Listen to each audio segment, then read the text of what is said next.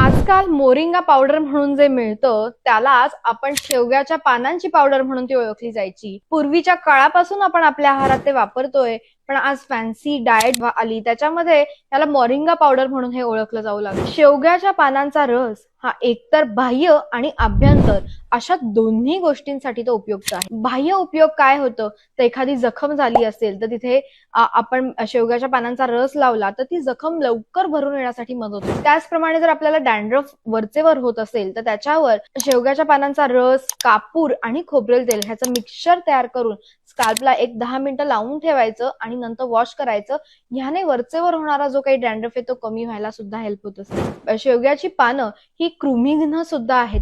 जंतांची जर टेंडन्सी असेल तर ती कमी होण्यासाठी हेल्प होत असते. त्याचबरोबर रक्त शुद्धकर आहे.